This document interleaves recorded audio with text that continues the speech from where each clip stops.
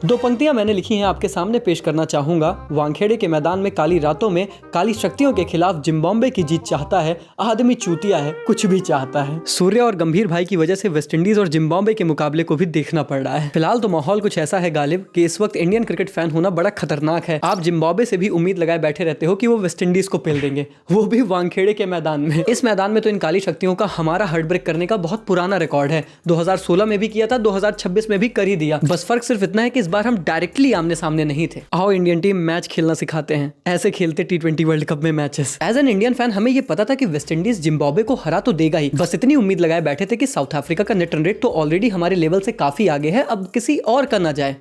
West Indies का तो औकात से ही आगे चला गया। साउथ अफ्रीका का नेट रन रेट तो फिर भी प्लस 3.800 का था, वेस्टइंडीज का तो प्लस 5.350 का हो गया। वो तो भला हो ब्रैड इवांस भाई का, जिन्होंने इंडियन प्लेयर से ज्यादा इंडियन टीम की मदद की और उनके 43 के कैमियो के बाद ये नेट रन रेट 5.3 तक पहुंचा। अगर वो भी ना आया होता तो फिर तो शब्द नहीं है मेरे पास। सोचो अभी वेस्टइंडीज का नेट रन रेट मेरे 10th के CGPA से ज्यादा बेटर है। अगर इवांस भाई की पारी ना आती तो फिर ये तो टॉपर रैंक में जाते। लेकिन देखो वेस्टइंडीज भी लास्ट मैच देखकर ये समझ गया था कि लाडले बात अंत में नेट रन रेट पर आनी है, तो उन्होंने अपना नेट रन रेट ऐसा सेट कर लिया कि उनसे अब कोई कंपटीशन कर ही ना पाए। वेस्टइंडीज के लिए सिनेरियो बहुत ही सिंपल है, अपने अगले दो में से कोई भी एक मैच जीतो और आप डेफिनेटली सेमीफाइनल में क्वालिफाई कर रहे हो। पर हमारी टीम इंडिया का क्या?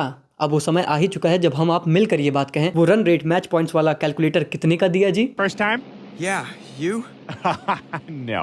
No, not my first time. तो चलिए भैया, जब कैलकुलेटर आ ही चुका है तो समझ जाते हैं भारतीय टीम के सेमीफाइनल में जाने के चांसेस, स्पेशली जब वेस्टइंडीज ने जिम्बाब्वे को इतनी बड़ी हाथ हैंडओवर कर दी है। आखिर क्या है भारतीय टीम के लिए सेमीफाइनल में जाने के हर एक रास्ते, हर एक सिनेरियो को समझाऊंगा आज के इस वीडियो में। चलिए शुरू करते हैं। तो फिलहाल पॉइंट्स टेबल की माया कुछ ऐसी है कि वेस्टइंडीज है टेबल टॉपर्स, एक मैच में एक जीत, पॉइंट्स है उनके पास 2, नेट रन रेट है प्लस 5.350। साउथ अफ्रीका के पास एक मैच में एक जीत, पॉइंट्स है 2, नेट रन रेट है प्लस 3.800। भाई इतने अच्छे नेट रन रेट देखकर तो हमारे कप्तान साहब भी इन टीमों से कह रहे होंगे करते कैसे हो ये सब, करते कैसे हो ये सब। इसके बाद हम नंबर 4 से नंबर 3 पर जरूर आ गए हैं। एक मैच में एक हारे हमारे पास, पॉइंट्स है 0 और नेट रन रेट है -3.800। खैर जिस तरीके का नेट रन रेट है इसे 0 पॉइंट तो नहीं -1 ही मान के चलो। जिम्बाब्वे नंबर 4 पर है, बड़ी हार उनको मिली है और उनका नेट रन रेट है -5.350 का। यानी कि वेस्टइंडीज टीम ने ऐसी हार दी है जिम्बाब्वे को कि ये बॉम्बे से ही हरारे की टिकट कटाकर हार कर आसानी से जा सकते हैं।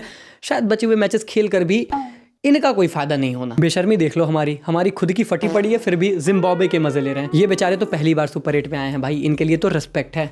पर हमारे लिए, हमें देखकर ऐसा लग रहा है कि साउथ अफ्रीका से कंपटीशन करना था, जिम्बाब्वे से कर रहे हैं। वेस्ट इंडीज और साउथ अफ्रीका ने अपने पहले मैचेस जीत लिए हैं और वेस्ट इंडीज के पास जितना बेहतर नेट रन रेट का मार्जिन है, उनके लिए कहानी बहुत ही सिंपल है कि अपने बचे हुए 2 में से कोई भी एक मुकाबला आप जीत लीजिए, 99% आप सेमीफाइनल में जा रहे हैं। मेरे हिसाब से 100% आप सेमीफाइनल खेलेंगे। In fact same for south Africa, क्योंकि उन्होंने पहला मैच इंडिया को हरा दिया है, तो उन्हें वेस्ट इंडीज या फिर जिम्बाब्वे में से किसी एक को हराना है। आपका नेट रन रेट भी इतना बेहतर है कि आप अपने आप को एक्सपेक्ट करोगे कि सेमीफाइनल में आप अपनी जगह पक्की कर लोगे। हालांकि दोस्तों अगर आप सारे मैचेस जीत जाते हो तो ये तो सोने पे सुहागे वाली बात है, लेकिन इन दोनों टीमों को शायद एक मैच को अच्छे मार्जिन से जीतने का टारगेट करना है।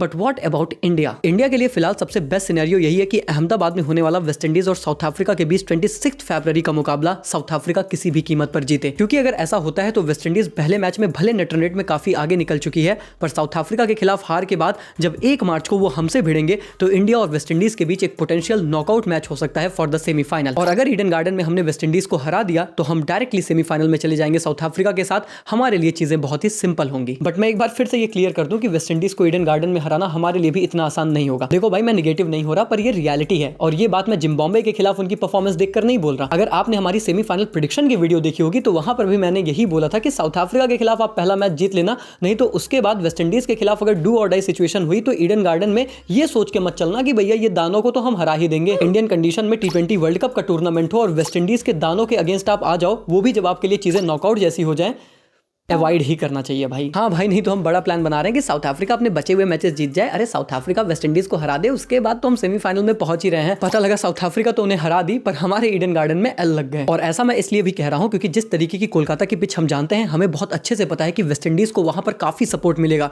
जिस तरीके की क्रिकेट वेस्ट इंडीज के बल्लेबाज खेलना चाहते हैं, वैसे ही वो पिच ऑफर भी करती है और इसीलिए ये कहानी बहुत खतरनाक है। और मत भूलना कि उनके पास स्पिनर्स काफी अच्छे हैं और फिर रोस्टन चेस तो है ही। फिर भी इंडिया के लिए सिंपलेस्ट सिनेरियो तो यही है कि जो जो साउथ अफ्रीका ने हमें बीच मझधार में खड़ा किया है, अब वही हमारी बेड़ा पार लगाए, वेस्ट इंडीज को हराए, हमें सेमीफाइनल तक लेकर जाए। बट भाई यही तो मैं सोचने पर मजबूर हो गया कि क्या पता south Africa 2024 T20 world cup final का बदला लेने के लिए एकदम ही हमारे पीछे पड़ गई हो। मतलब हमने तो उन्हें पिछले फाइनल में हराकर एक बार हर्ट किया था, पर अफ्रीका के पास मौका है कि वो हमें एक ही टूर्नामेंट में 2 बार हर्ट करें, पहले तो हमें हराकर और फिर वेस्ट इंडीज से हार कर। अब वैसे अहमदाबाद की जिस तरीके की कंडीशंस हैं और जितने अच्छे से साउथ अफ्रीका उन कंडीशंस को समझता है, फेवरेट्स तो मैं अभी भी साउथ अफ्रीका को ही मान रहा हूं, पर अगर उनका माथा थनक गया तो हमारा बैक पैक हो गया। क्योंकि मुझे पता है कि आपके मन में ये चुल तो जरूर होगी कि उत्कर्ष भाई अगर चलो मान भी लिया साउथ अफ्रीका वेस्ट इंडीज से हार ही गई, क्या पता साउथ अफ्रीका अपने दोनों मैचेस हार जाए, जिम्बाब्वे से भी हार जाए, या फिर क्या पता कि सारे सिनेरियोज हमारे अकॉर्डिंग हो, साउथ अफ्रीका अपने सारे मैचेस जीते, हम लास्ट में वेस्ट इंडीज को हरा भी दें लेकिन हम जिम्बाब्वे से हार जाए। एट द एंड अगर मामला नेट रन रेट पर फंस जाता है तो आखिर सिनेरियो है क्या?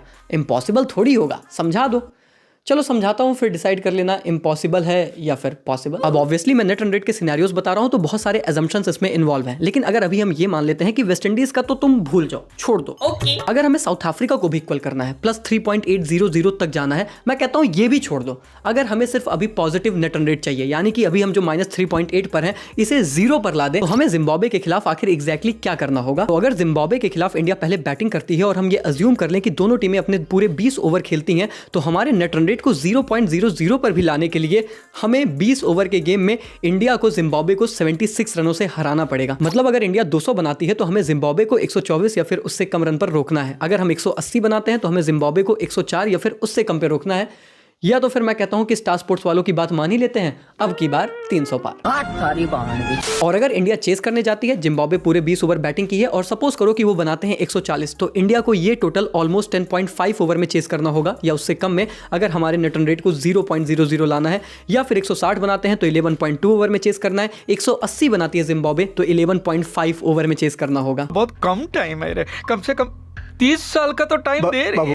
भाई 180 का टारगेट, वो भी 11.5 ओवर में चेस करो, वो भी चेन्नई में जहां पर एटलीस्ट बाउंस तो रहेगा ही। लौट आओ अभिषेक भाई, अब आप ही ये सब पॉसिबल करा सकते हो। और इतना सब करके हम 0.00 पर आएंगे। फिर हमें ये देखना रहेगा कि जिस टीम से हम कंपीट कर रहे हैं, मतलब आगे चलकर अफ्रीका कोलैप्स कर जाती है या फिर वेस्ट इंडीज, जो भी सिनेरियोज होते हैं, जिस टीम से हम कंपीट कर रहे हैं उनका नेट रन रेट पॉजिटिव में कितना है। फिर हमें आखिरी मैच में जाते हुए वेस्ट इंडीज के खिलाफ न सिर्फ केवल जीत दर्ज करनी पड़ेगी, बल्कि उस मार्जिन से जीत दर्ज करनी पड़ेगी कि भाई हम उस नेट रन रेट को भी बीट करें। बस इतना ही एडवांटेज है हमारे पास कि हम ये सुपर 8 का आखिरी मैच वेस्ट इंडीज से खेलेंगे तो हमारे को सिनेरियोज बड़े क्लियर समझ में आएंगे। वैसे मैंने ये भी चेक किया था कि अगर हमें साउथ अफ्रीका के नेट रन रेट को जिम्बाब्वे के अगेंस्ट ही बीट करना हो तो उसके लिए क्या सिनेरियोज होंगे। तो पहले तो मैंने कैलकुलेट किया तो मुझे समझ में आया कि शायद ये थ्योरेटिकली पॉसिबल ही नहीं है, लेकिन फिर कुछ एजम्पशंस के साथ मैंने ये कैलकुलेशंस की तो ये समझ में आया कि अगर हम बैटिंग फर्स्ट करते हैं और स्कोर करते हैं अराउंड 200 इन 20 ओवर तो हमें जिम्बाब्वे को रफली 40-50 रन पे ऑल आउट करना पड़ेगा। बैटिंग सेकंड करते हैं तो जिम्बाब्वे को 80-90 रन पे रोक लो और फिर 5-6 ओवर में चेस कर लो, तब आप -3.8 के नेट रन रेट को सीधा +3.8 पे ले जाके कन्वर्ट कर सकते हो विद इन 1 गेम। तो भैया अगर आप ये कर सकते हो तो कांग्रेचुलेशंस, आपको south Africa versus West Indies के मैच रिजल्ट से कोई फर्क नहीं पड़ेगा।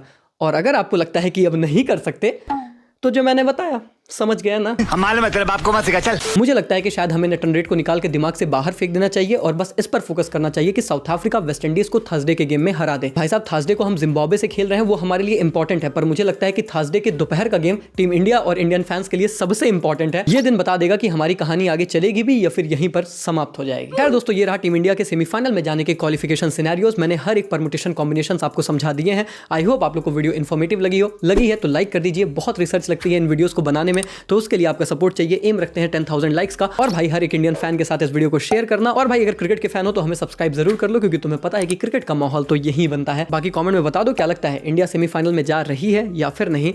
मिलते हैं बहुत जल्द, तब तक के लिए take care, good bye, thank you so much.